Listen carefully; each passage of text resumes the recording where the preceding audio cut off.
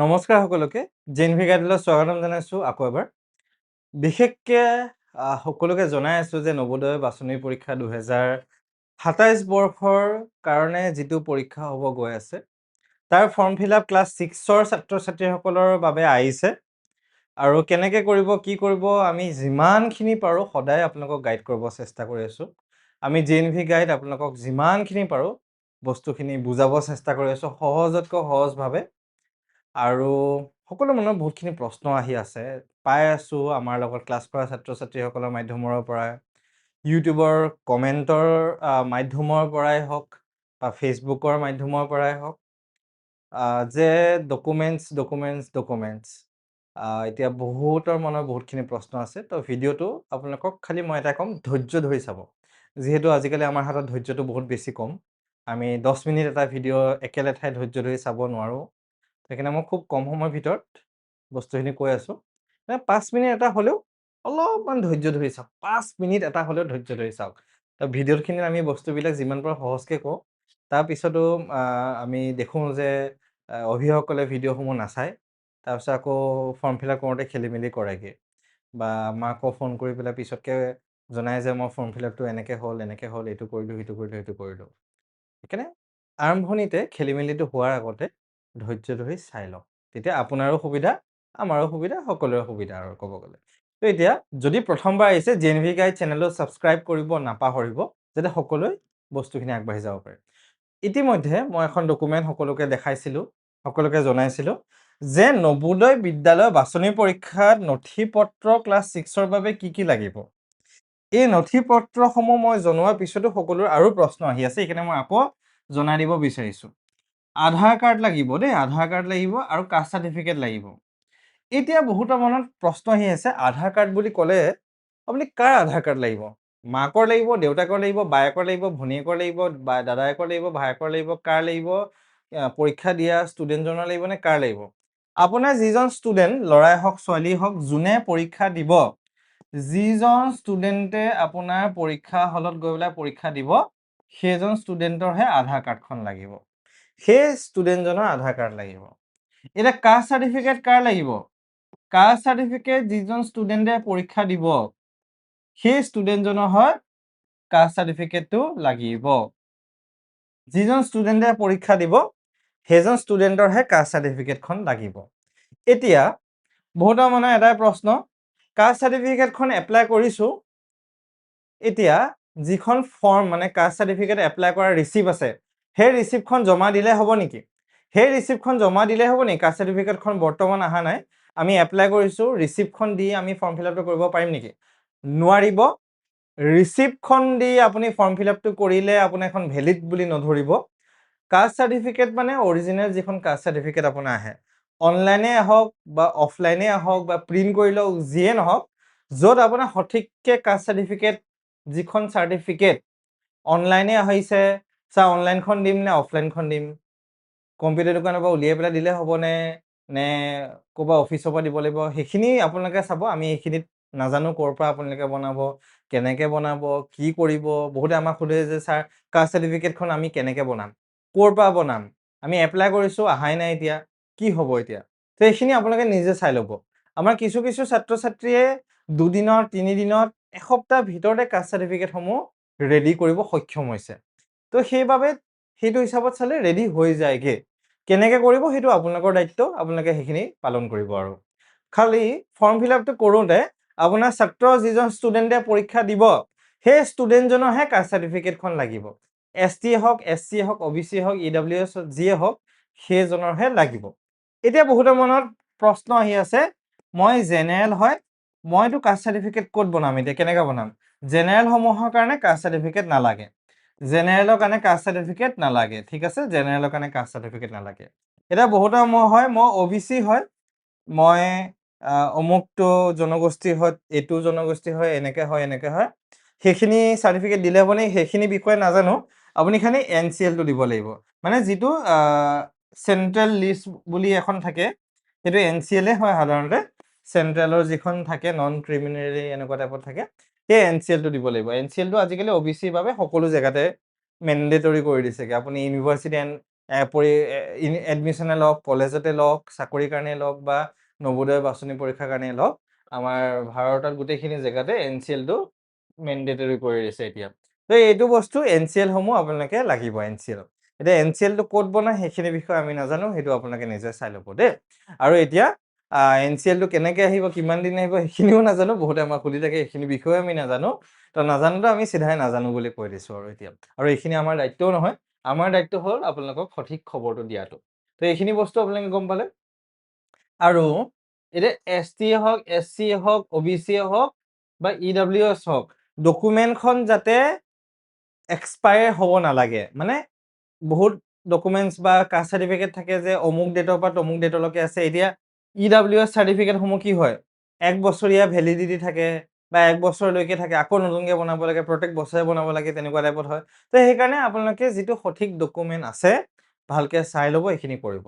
Form fill আপটো কৰিব যাওঁতে আধাৰ card আৰু কাষ্ট চাৰ্টিফিকেট ল'ব আপোনাৰ ষ্টুডেণ্টজনৰ লগত, আপোনাৰ ল'ৰা বা ছোৱালীজনীক লগত লৈ ল'ব, আৰু লগত মাক বা দেউতাক কোনোবা এজন যাব। আপোনালোকক এই 4টা বস্তু আপোনালোকে লৈ যাব।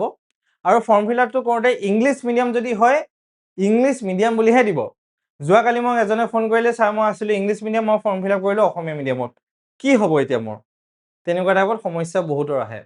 সকলোকে সেইখিনি সজাগ হ'বলৈ অনুৰোধ কৰিছোঁ আপোনালোকক, যে আপুনি যদি ইংলিছ মিডিয়ামৰ হয়, আপুনি ইংলিছ মিডিয়ামতে ফৰ্ম ফিল আপটো কৰিব।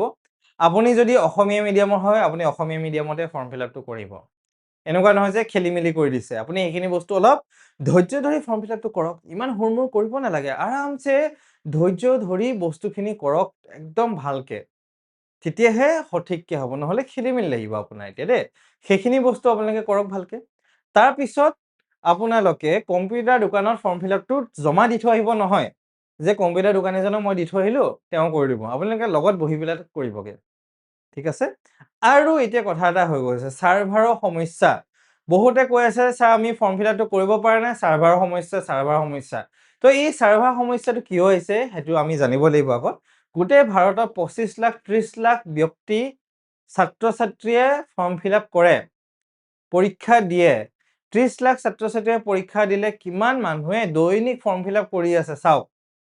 দৈনিক ইমানখিনি ফৰ্ম ফিল আপ কৰিব হ'লে অলপ ছাৰ্ভাৰৰ সমস্যাটো আহিব। সেইকাৰণে আপোনাক হতাশ নহ'ব, চিন্তা নকৰিব, টেনশ্যন নল'ব। আপোনালোকে পৰাপক্ষত ৰাতিপুৱা 5টা 6টা 7টা মান বজাত ফৰ্ম ফিল আপটো কৰিব চেষ্টা কৰক, অথবা ৰাতি 10টা 11টা 12টা বজাত ফৰ্ম ফিল আপটো কৰিব চেষ্টা কৰক। ৰাতি ফৰ্ম ফিল আপসমূহ মানুহে নকৰে সাধাৰণতে, যিসকলে কৰে দিনত কৰে, সেইকাৰণে ছাৰ্ভাৰৰ সমস্যাটো।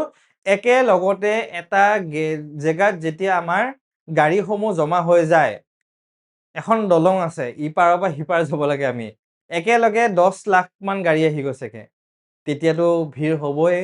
যাওঁতে এখন এখন গাড়ী, পাৰ হওঁতেতো ভিৰ হ'বই।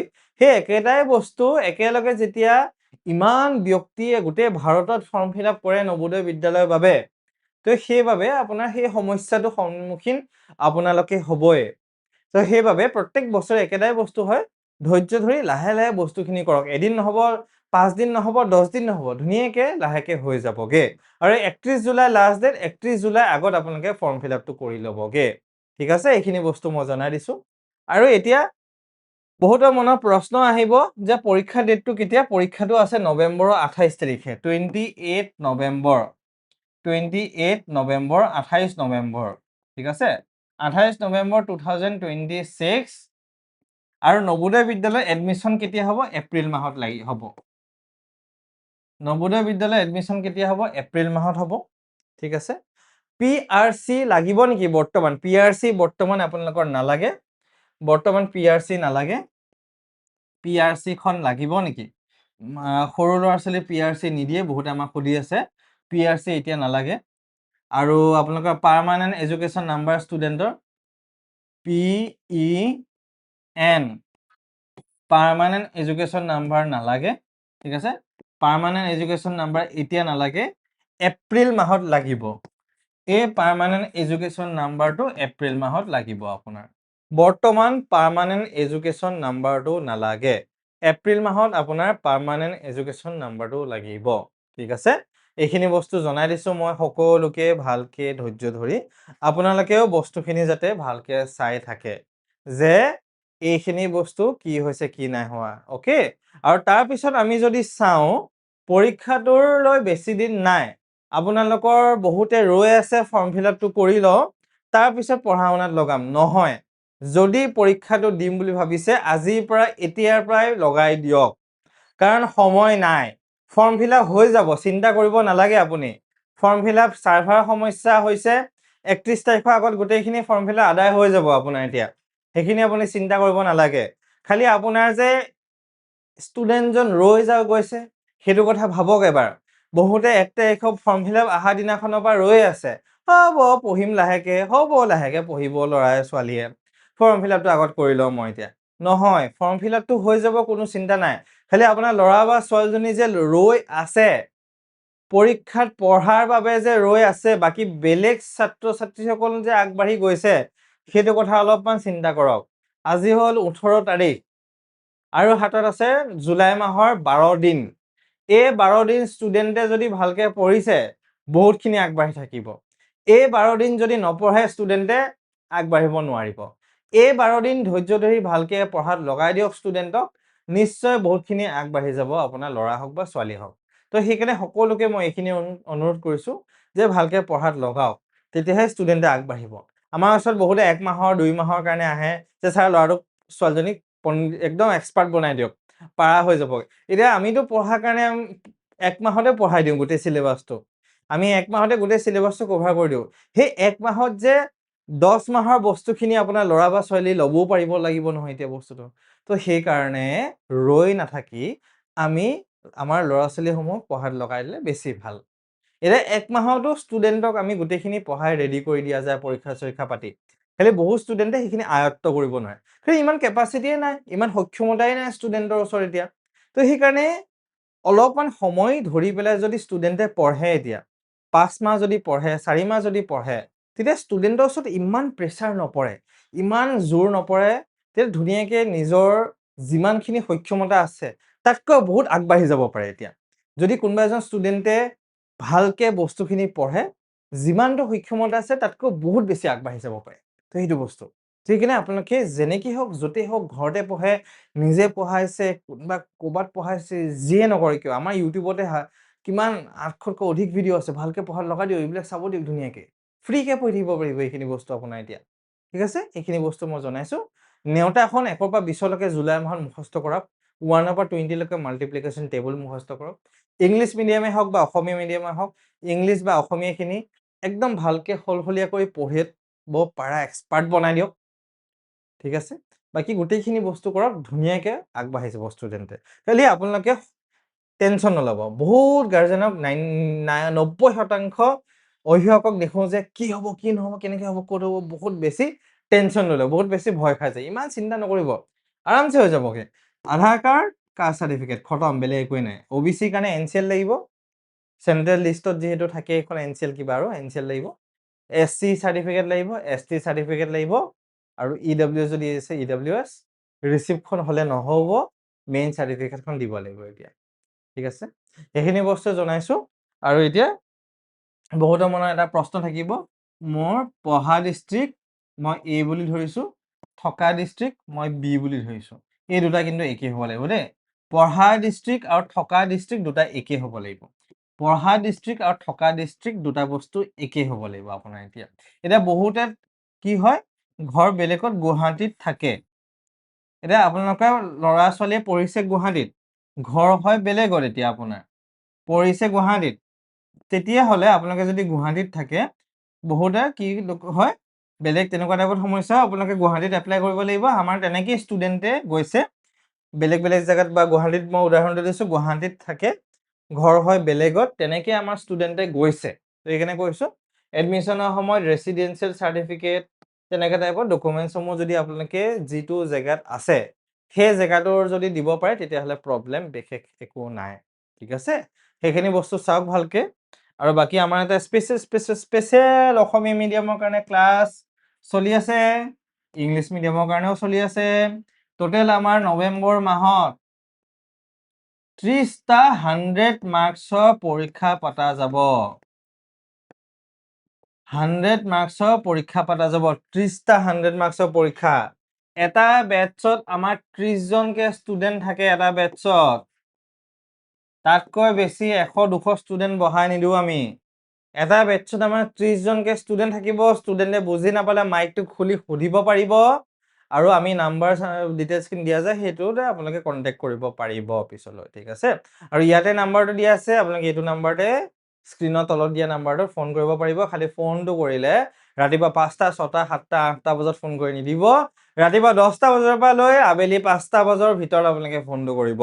ৰাতিপুৱা 10টা বজাৰ পৰা লৈ আবেলি 5টা বজাৰ ভিতৰত আপোনালোকে ফোনটো কৰিব আৰু ধৈৰ্য ধৰি বস্তুখিনি কৰক, ভালকে পঢ়ক, নিশ্চয় চিটটো দখল কৰিব পাৰিব আৰু আমি একেলগে মিলিজুলি চিটটো দখল কৰিম, ঠিক আছে? ধন্যবাদ, সকলোৱে যাতে ভালকে থাকে আৰু JNV Guide চেনেলটো ছাবস্ক্ৰাইব কৰি দিব কিন্তু সকলোৱে দেই। সকলোকে বহুত বহুত ধন্যবাদ। লাইভ ক্লাছসমূহত সকলোকে লগ পাম। ভালকে থাকিবা তোমালোকে, ভালকে পঢ়িবা আৰু চিটটো দখল কৰি আমাক মিঠাইটো খুৱাব লাগিব কিন্তু দেই। সেইটো দায়িত্ব তোমালোকক দিছো। আমাক মিঠাই খোৱা দায়িত্বটো তোমালোকক দি দিছো। অ'কে ষ্টুডেণ্টছ, থেংক ইউ, ভালকে থাকিবা।